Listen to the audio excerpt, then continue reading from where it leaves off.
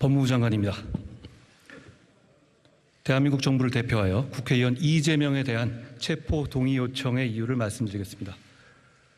범죄 사실의 요지를 말씀드리겠습니다. 백현동 개발사업 관련 특경법 배임 혐의는 정진상과 공모하여 2014년부터 17년 사이에 국토계획법에 따른 도시기본계획상 R&D 부지로 정해져서 아파트 건설이 불가능하고 민간이 아닌 공영개발 대상이었던 백현동 부지의 개발 사업에 대해서 자신의 선거를 도와줬던 브로커 김인섭의 청탁을 받고 아파트를 건설할 수 있도록 용도 지역을 자연 녹지 지역에서 준주거 지역으로 4단계 수직 상향해주고 성남 도시개발공사를 완전히 배제하여 김인섭 측 민간업자 정바울이 단독으로 사업을 진행하게 해주고 용도지역 변경의 조건이었던 임대주택 공급의 비율 100%마저 10%로 대폭 축소해주고 기부 체납의 대상이었던 357억 원 상당 건물을 가치가 떨어지는 토지로 바꿔주고 산지관리법을 위반해서 50m 높이 산지를 수직절개하고 옹벽을 설치해서 아파트 5개 동을 더 지을 수 있게 해주는 등 다수의 불법 특혜를 제공함으로써 김인섭 측의 정바울은 1,356억 원 상당의 이익을 취득했고 김인섭은 정바울로부터 이재명 시장에 대한 청탁의 대가로 77억 원을 실제로 수수했으며 공사가 사업에 참여했을 경우에 얻을 수 있었던 최소 확정 이익 200억 원을 받지 못하게 돼서 공사에 최소 200억 원 상당의 손해를 가했다는 겁니다.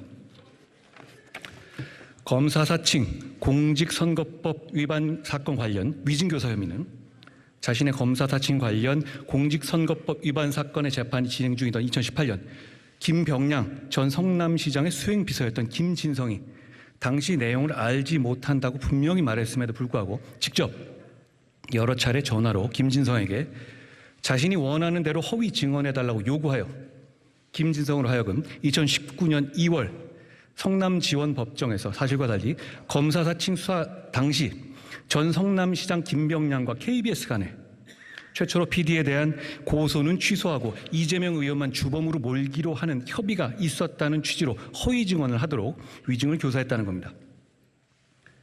불법 대북 송금 사건 관련 뇌물 외국환 거래법 위반 혐의는 경기도 평화부지사 이화영 등과 공모하여 2019년 경기도가 북한에 약속한 500만 달러 상당의 황해도 스마트팜 사업 지원을 UN 대북 제재로 인해서 이행하지 못하게 되고 북한이 이재명 지사 방북을 허락하는 조건으로 뒷돈으로서 요구하는 300만 달러의 불법 방북 비용을 지급할 방법이 없게 되자 쌍방울 회장 김성태로부터 경기도가 쌍방울과 함께 대북 사업을 추진하면서 독점적 사업 기회 제공 및 기금 지원 등을 해달라 경기도지사와 함께 동행 방북을 추진해 달라는 부정한 청탁을 받아주는 대신에 이와 같이 북한에 줄 불법 자금을 대납해달라고 요구하여 김성태로 하여금 사채 시장 등에서 마련한 800만 달러를 정부 허가 없이 소위 환치기 수법이나 직원 수십 명을 동원해서 책이나 화장품 케이스 등에 숨겨서 중국으로 밀반출시키는 수법 등으로 북한 인사에게 전달하게 했다는 겁니다.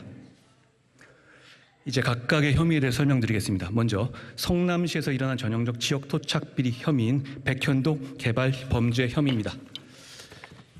이 시장 측과 김인섭의 유착 관계에 대해서 먼저 말씀드리겠습니다. 이재명 의원과 정진상의 분신과 같은 관계에 대해서는 모두 잘 아시리라 생각합니다. 김인섭은 성남을 중심으로 선거에 개입해온 선거 브로커로서 2006년에 정계에 입문한 이 의원의 성남시장 선거에서 선대 본부장을 맡아서 이재명 캠프를 총괄했고 2010년 및 2014년 성남시장 선거에서 사비로 여론조사를 실시, 선거사무소 마련, 선거 전략 수립, 후원금 마련 등 이재명의 당선을 도운 핵심 인물이었습니다. 이 의원과 정진상은 연배가 높은 김인섭을 형님으로 호칭해왔고 성남시장 재선 이후에는 이 사건 개발사업 관련 청탁이 들어오자 보답을 해야 하는 공생관계였습니다. 또한 그런 이재명 시장과의 특수관계 때문에 김인섭은 이재명 성남시의 외부 실세로서 공무원들의 인사와 각종 인허가에 개입하는 성남시의 로비스트, 인허가 해결사, 허가방 등으로 알려진 인물이었습니다. 김인섭은 정바울에게 이재명 시장 측에 대한 청탁의 대가로 거액을 요구했고 그 중에 절반은 두 사람, 즉 이재명 시장과 정진상의 몫이라고 했습니다. 불법 특혜 제공으로 민간업자에게 거액의 이익을 가져다주고 로비를 맡은 측근이 그 대가로 수십억을 취득하게 해서 이를 향후 선거 정치 자금으로 삼으려 한 것이 이 사건 범행의 동기입니다. 불법 청탁의 전달과 각종 불법 특혜 제공 경위에 대해서 설명드리겠습니다. 백현동 부지에 대해서는 이재명 시장이 재임 중이던 2014년에 수립한 성남 도시 기본 계획에서 주거 용도로서의 개발을 전면 금지하고 공익을 위해서 R&D 용도로 개발할 것과 민간이 아닌 공영 개발 방식으로 진행할 것을 명확히 규정하고 있었고, 더구나 이 시장은 주거 용도 개발이 절대 불가하다는 입장을 언론과 자신의 SNS 등에 여러 차례 반복해서 강력히 표명했고, 같은 취지에 선거 공약까지 내세워서 2014년 6월에 성남시장에 재선되기까지 했습니다. 그렇기 때문에 정바울 등의 민간업자가 백현동 개발에 참여해서 큰 수익을 낼 가능성 자체가 당시 원천적으로 차단돼 있던 겁니다. 그런데 바로 이재명 시장과 특수관계인 김인섭이 개입하면서 아무 이유 없이 이재명 시장의 입장에 180도 돌변했고, 김인섭이 이 시장 측에 청탁한 그대로 인허가 등의 불법 특혜가 모두 현실화됐습니다. 즉, 김인섭 측의 수익 극대화를 위해서 첫째, 해당 부지를 무려 4단계 용도 상향해서 자연녹지 지역에서 준주거 지역으로 전례 없이 파격적으로 용도 변경해줬고, 이게 얼마나 말도 안 되는 것인지는 부동산 개발에 조금이라도 관심이 있는 사람이라면 알 수 있을 겁니다. 둘째, 정해진 공영 개발은 고사하고 성남 시민의 개발 이익 확보 수단인 공사를 아무 이유 없이 사업에서 완전히 배제해 줬으며, 셋째, 기부 체납 대상 중에서 357억 원 상당의 R&D 건물을 개발 가능성도 없고 경제 가치도 낮은 정바울 소유의 토지로 교체해줘서 기부 체납 의무도 비정상적으로 축소해줬고, 넷째, 임대주택 1만 호 공급이 이재명 시장의 재선 공약이었음에도 임대주택의 비율을 100%에서 10%로 축소해줬으며, 다섯째, 분양 세대주를 늘려주기 위해서 산지관리법에서 금지하고 있던 말도 안 되는 옹벽 설치를 불법적으로 허가해 줬습니다. 국민들께서 뉴스로 보시고 놀란 바로 그 옹벽이 맞습니다. 김인섭의 말도 안 되는 청탁을 들어준 겁니다. 성남시의 일부 담당 공무원들은 명확히 정해진 기존의 계획에 어긋난다는 이유로 반대했지만 이재명 시장의 뜻이라는 이유로 묵살되었고, 이재명 시장으로부터의 인사 불이익을 우려한 나머지 인사 비용을 잘 봐주라는 정진상 지시에 따라서 김인섭 측에 유리하도록 업무를 위법 부당하게 처리했습니다. 이에 더하여 김인섭 측 민간업자 정바울은 공영 개발 시 따르는 공적 감시가 없는 틈을 타서 분양대금 등의 수백억 원을 횡령하여 구속 기소됐는데, 그 손해는 고스란히 시민들의 분양대금에 반영되었고, 불법적으로 허가되어 설치된 옹벽은 그 붕괴 위험성으로 인해서 소송이 진행되는 등 공사에 직접 손실을 통한 성남 시민의 피해 외에도 각종 피해가 고스란히 성남 시민에게 더해진 상황입니다. 다음으로 위증교회 교사 혐의에 대해서 설명드리겠습니다.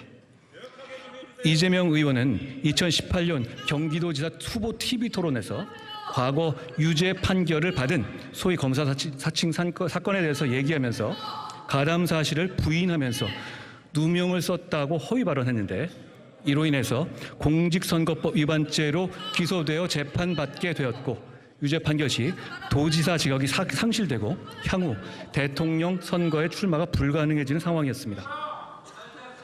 2002년 검사 사칭 사건 당시의 피해자였던 김병량 성남시장이 이미 사망한 상황에서 반론을 제기할 당사자가 없다고 생각한 이재명 지사는 허위 증언을 통해서 재판을 방해하기로 계획하고, 앞서 설명드린 백현동 개발 비리 사건과도 관련되어 있는데, 이 지사는 마침 2002년 당시에 김병량 성남시장의 수행비서로 근무했던 김진성이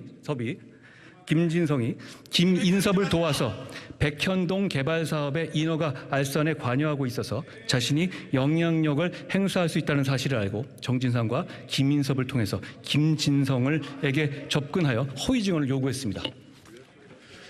이 지사로부터 수차례 전화통화를 통해서 집요하게 위증 요구를 받은 김진성은 이 지사가 요구하는 내용에 대해서 모른다고 답했지만, 이 지사의 거듭된 요구에 위증하기로 수락하고, 위증에 대한 부담으로 당초 처음 재판길에 불출석까지 했다가 현직 도지사의 요구를 거절하기 어렵고, 거절할 경우에 김인섭으로부터 백현동 사업 알선 대가로 대가도 받지 못할 것을 우려한 나머지 이 지사가 요구하는 대로 재판에서 위증했습니다.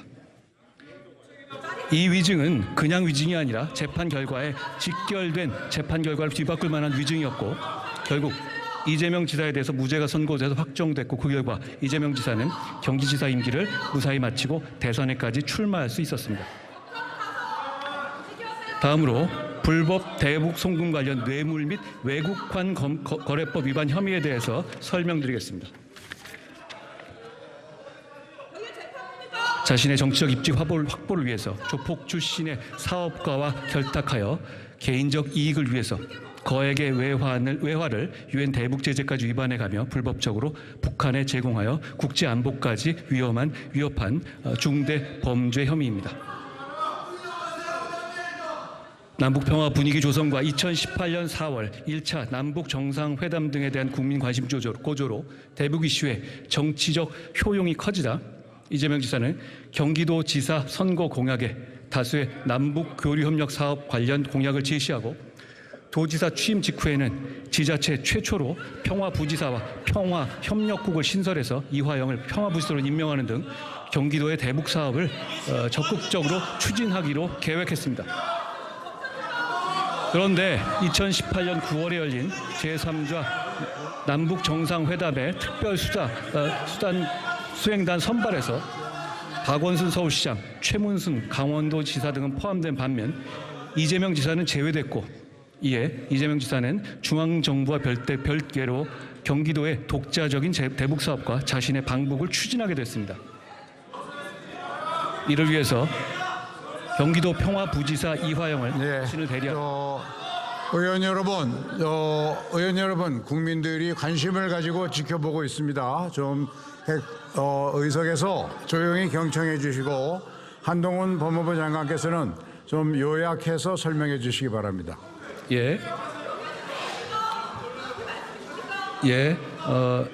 자.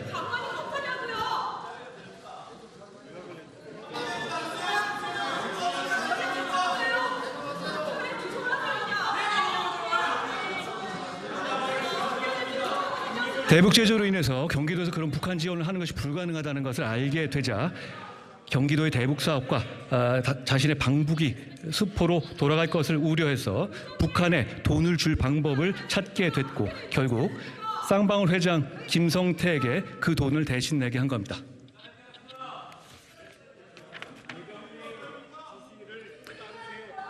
자, 결국 그 요구에 따라서 김성태는 한국에서 다양한 불법적 방식으로 환치기를 하거나 중국으로 밀반출한 합계 800만 달러를 실제로 북한에 전달했습니다. 그 과정에서 현재 해외 도피 중인 역시 조폭 출신 KH그룹 7사주 배상윤도 김성태의 이지사 방북 추진 과정에서 2회 국제대회 비용 중의 일부를 지급한 사실도 확인됐습니다. 증거 설명입니다. 시간 관계상 극히 일부 증거만 예시하여 설명드리겠습니다. 백현동 사업 관련입니다. 이재명 의원은 김인섭과의 유착관계 자체를 부인하며 2010년 성남시장 당선 후에 김인섭을 멀리했다고 주장합니다.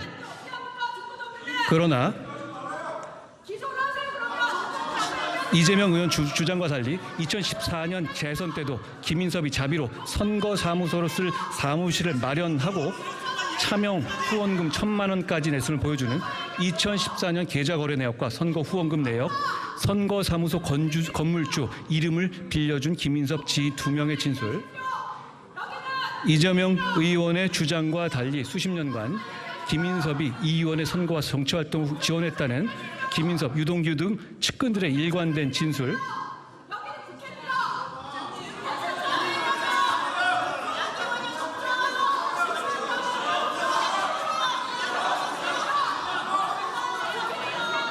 네, 의원 여러분 다시 한번 말씀드리겠습니다.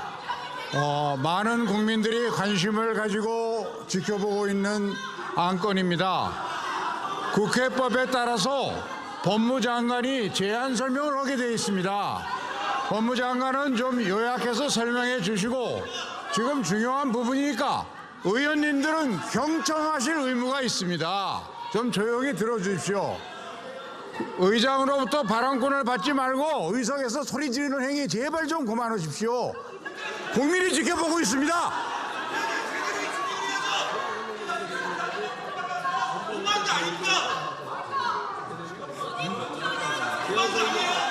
아니 증거는 제시해야지. 증거 제시가 제일 중요한 쟁점이에요.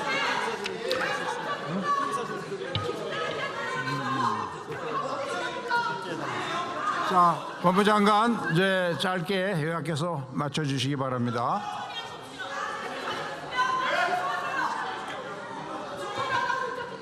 자, 이재명 의원을 비롯해서 민주당 의원들께서 이 사안 자체가 증거가 없다고 주장하고 계시기 때문에 저는 국민들 앞에서 설명할 의무가 있는 겁니다.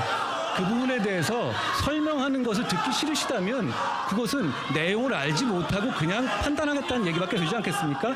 저는 국무위원으로서 여기서 그 내용을 설명할 임무가 있습니다. 그 임무를 다하겠습니다.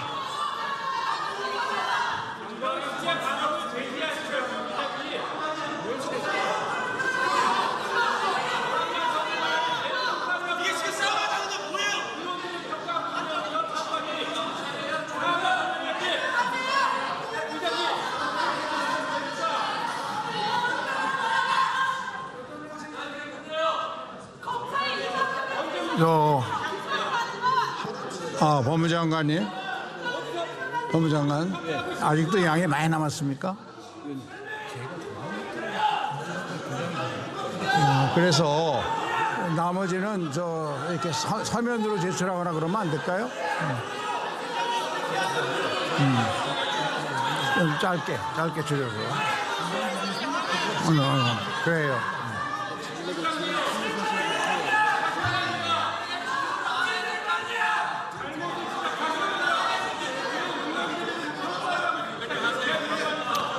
자, 말씀드리겠습니다. 자, 의원님들, 법무장관이 요약해서 설명하기로 했으니까 잠시 경청해 주십시오.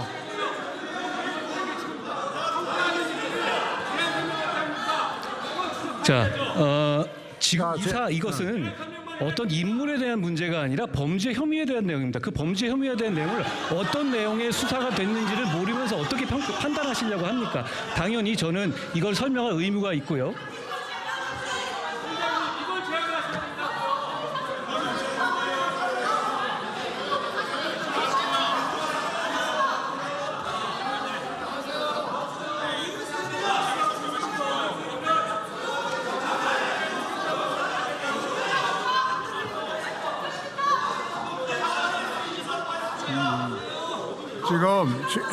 지금 의원 여러분, 지금 의석에 앉아 계신 의원님들과 법무장관이 토론하는 자리는 아닙니다. 국회법에 의해서 제안 설명을 할 의무와 또 책임이 법무장관에게 있어서 그걸 듣는 순간이고요. 법무장관은 이것이 피의사실 공표나 이런 쪽으로 연결될 수도 있기 때문에 요약해서 설명해 주시기 바랍니다.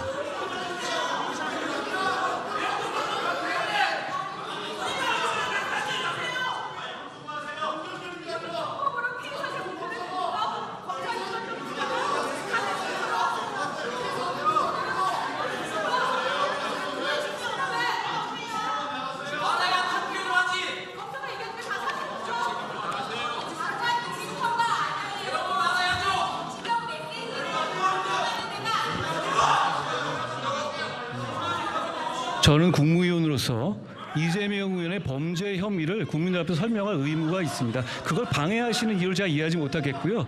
저 설명하겠습니다.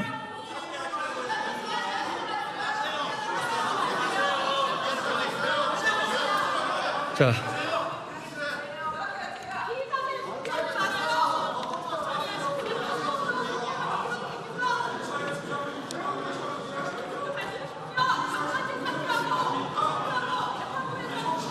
원내대표 두 사람은 부를까?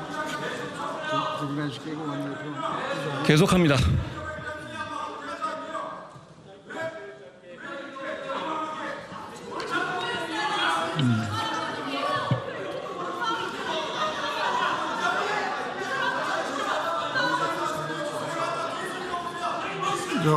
법무장관 잠시 중단해 주시고요. 저 교섭단체 원내대표님 앞으로 좀 나와주시기 바랍니다.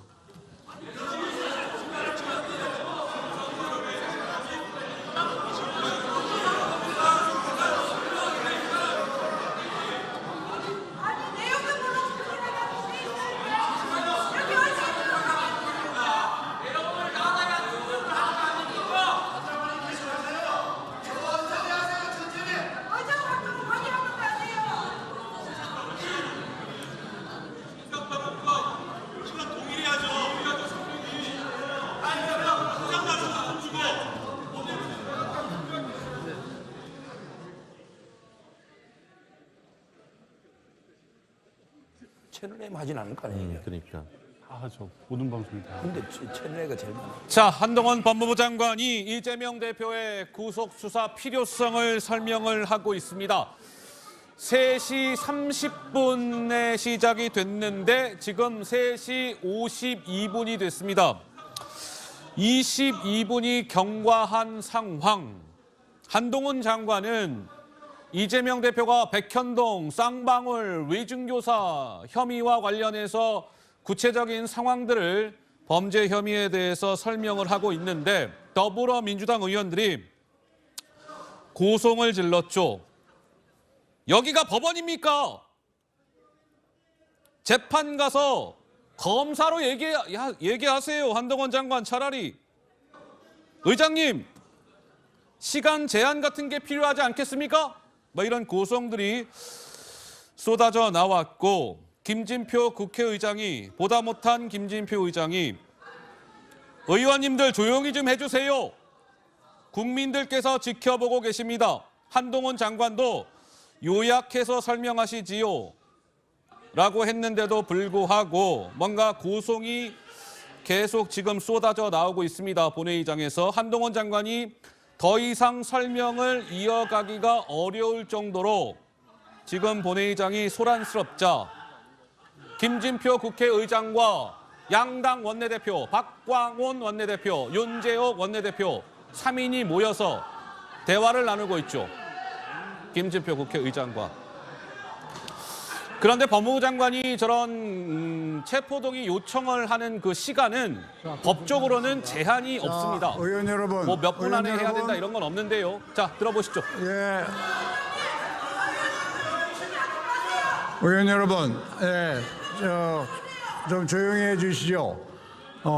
잘 아시는 것처럼 이 불체포 특권에 관한 제안 설명은 국회법상 법무부 장관이 국회에서 설명하게 되어 있습니다. 지금 제안 설명을 하는 자리입니다. 그런데 교섭단체별로 이 제안 설명이 지나치게 한쪽 주장을 일방적으로 해서 그동안의 관행에 맞지 않고 이렇게 되면 잘못하면 피의사실 공표 문제와 연결될 수 있으니까 그래서 의석에서 여러 의원님들이 이의를 제기하고 있습니다. 이런 점을 고려해서 이렇게 해주시죠. 법무부 장관께서는 최대한 지금도 이미 시간이 많이 경과됐으니까 국회라는 건 그동안의 관행도 있으니까 좀 요약해서 설명해 주시고 가급적 빨리 끝내주셨으면 좋겠습니다.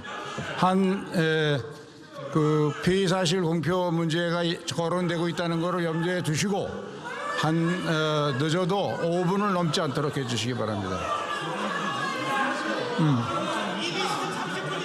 그렇게 하십시오. 네, 알겠습니다. 네, 의원 여러분, 법무부 장관이 최대한 요약 짧게 얘기하기로 약속을 했으니까 그 대신 여러분 제발 좀 의석에서는 조용히 경청해 주시기 바랍니다. 네, 자 경청해 주시고 법무부 장관 다시 계속해 주십시오. 예. 자, 제가 준비해 온 내용은 범죄 혐의 내용을 설명하는 것과 이 범죄 혐의를 뒷받침하는 상세한 증거 내용들의 일부였습니다. 그런데 지금 민주당에서 이 부분에 대해서 제가 말하는 것을 막고 계시고 그래서 정상적인 진행이 안 되고 있는 상황이니까 그 부분은 저희가 이후에 서면으로 제공해 드리기로 하고 제가 마지막 부분에 체포의 필요성에 대해서만 말씀드리고 마치겠습니다. 마지막으로 체포 동의의 필요성에 대해서 말씀드리겠습니다. 대장동 위례 그리고 오늘의 백현동 사업 비리까지 모두 이재명 의원이 약 8년간 성남시장 시절에 잇따라 발생한 대형 개발 비리 사건들입니다. 지방자치 권력을 남용해서 자신의 측근들이나 유착된 민간업자들에게 특혜를 제공하고 천문학적 이익을 주는 범행의 방식이 대동소이합니다. 하위 실무자들에 대한 책임 전가 등 행태와 허위 증거 작출 등의 대응 방식도 매우 유사하며 이러한 갖가지 사법 방해 행위들의 최대 수혜자는 이재명 의원이었습니다. 한 번은 우연일 수 있지만 이재명 의원 범죄 혐의들은 동일한 범행과 동일한 사법 방해 행태가 반복되고 있습니다. 이 사건은 다수의 관련자가 조직적으로 관여한 범죄로서 이 의원의 정치적 지위와 지금까지의 수사 과정 등을 고려하면 공범들이나 참고인들에 대한 회유와 압박을 통한 증거 인멸의 염려가 큽니다. 백현동 사건 관련해서 이재명 의원은 국토비 협박 등으로 용도 지역 변경을 허가해 줄 수밖에 없었다는 등 사후에 급조한 허위 사실관계를 주장하면서 사건 관련자들에게 가이드라인을 제시한 바 있고 바로 그 내용의 공직선거법 위반 허위사실 공표죄로 재판을 받고 있습니다. 게다가 공직선거법 위반으로 기소되자 본인이 직접 또는 전영수 비서실장 등을 동원하여 백현동 사건의 용도 지역 변경 등 업무를 담당했던 공무원들에게 마치 국토부에서 용도 지역 변경을 협박했던 것처럼 진술해달라고 집요하게 회유 또는 압박했던 사실도 드러났습니다. 이는 이재명 의원이 김진성에게 위증교사를 했던 것과 거의 같은 방식이었습니다.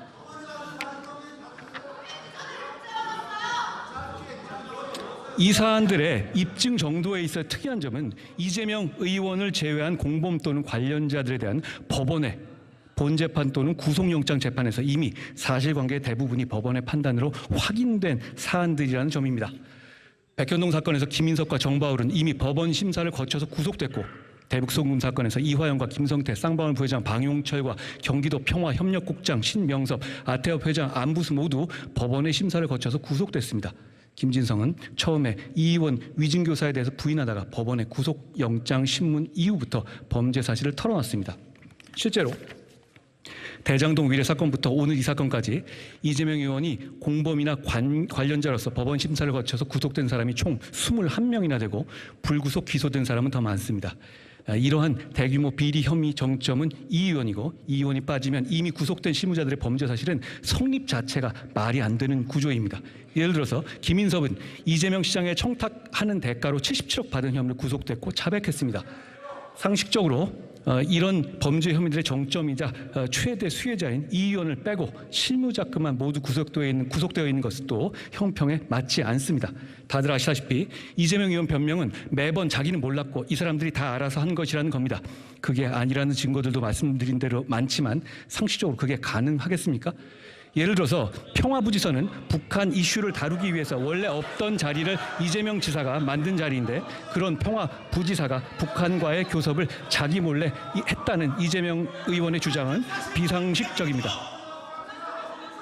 현 정부의 출범 이후 지금까지 체포 동의 요청에 대한 국회 표결이 5번 있었습니다. 그중 국민의힘 하영재 의원 건만 가결됐고 나머지 건들은 모두 부결됐습니다. 그때마다 민주당은 부결한 이유를 한결같이 검찰의 조작이고 부당한 영장 청구이기 때문에 부결한 것이라고 했습니다.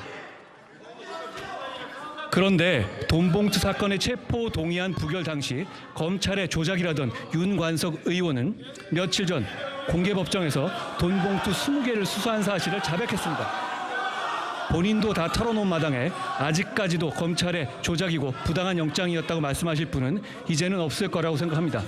그런데 이제 이 사건에 대해서 이재명 의원은 검찰의 조작이라는 똑같은 말을 하고 있습니다. 2달 전인 7월 18일 이재명 의원이 속한 민주당 의원 168명 전원은 불체포 특권의 포기를 결의했습니다. 석 달 전인 지난 6월 19일 이재명 의원은 바로 이 자리에서 저에 대한 정치 수사에 대해서 불체포 권리를 포기하겠습니다라고 국민들께 자발적으로 약속했습니다. 여기 계신 민주당 의원님들도 이재명 의원이 임명한 혁신위도 그 약속을 높이 평가했습니다.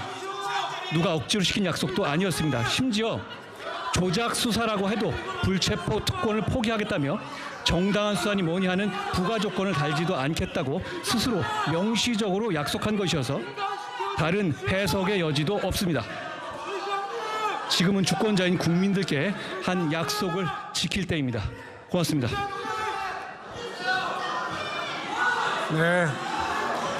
네, 한동훈 법무장관 수고하셨습니다.